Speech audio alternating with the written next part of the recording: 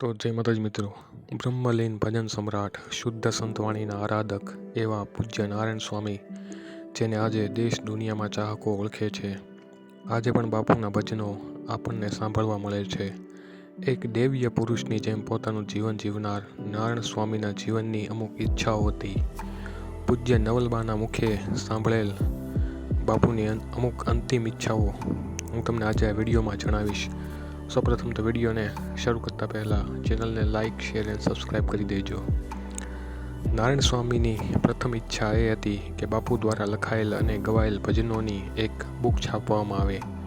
પૂજ્ય બાપુ એ પોતાના જીવનકાળમાં લગભગ 350ની આજુબાજુ ભજનો લખેલ છે અને અનેક ભજનો ગાયેલા છે, અનેક પ્રોગ્રામો કરેલા છે, સંતવાણી કરેલ છે.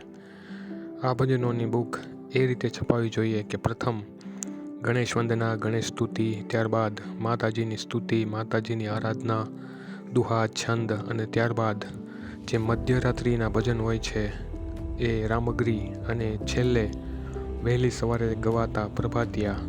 આ ક્રમમાં બાપુના ભજનોની એક બુક છપાય તેવી ઈચ્છા હતી. બીજી ઈચ્છા એ હતી કે બાપુ જ્યારે દેહ છોડે ત્યારબાદ બાપુનો જે ભંડારો થાય છે તે આજના પ્રસિદ્ધ સ્થળ ગયાજીમાં થાય.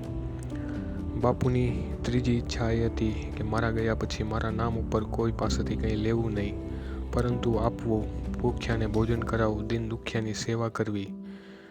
બાપુની ચોથી ઈચ્છા એ હતી કે જૂનાગઢમાં બાપુના નામે અન્નક્ષેત્ર ચાલુ રહે, ભજન ભોજનની સેવા ચાલુ રહે અને સંતવાણી હંમેશા ચાલુ રહે. તો આ હતી બાપુની જીવન ઈચ્છાઓ, જે આજે પૂરી પણ થઈ છે. બાપુના ભજનોની બુક હાલ માર્કેટમાં ઉપલબ્ધ છે.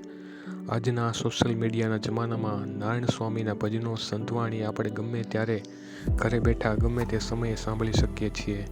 બાપુના જે આશ્રમ છે ત્યાં ગૌ સેવા, ભજન ભોજન હાલ પણ ચાલુ છે.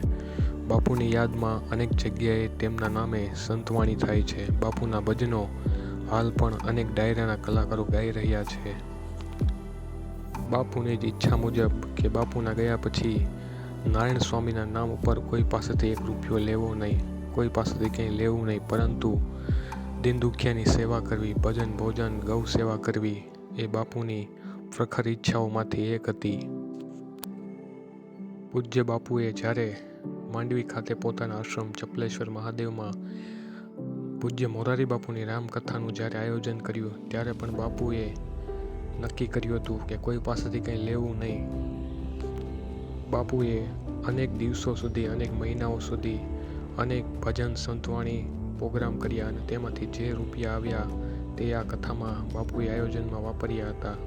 આમ બાપુએ પોતાનું જીવન એક દૈવીય પુરુષની જેમ જીવ્યું છે અને આજે પણ આ કાર્ય થકી જ લોકો બાપુને હંમેશા યાદ કરતા આવ્યા છે અને નારાયણ સ્વામીના ભજનો અમર થઈ ચૂક્યા છે.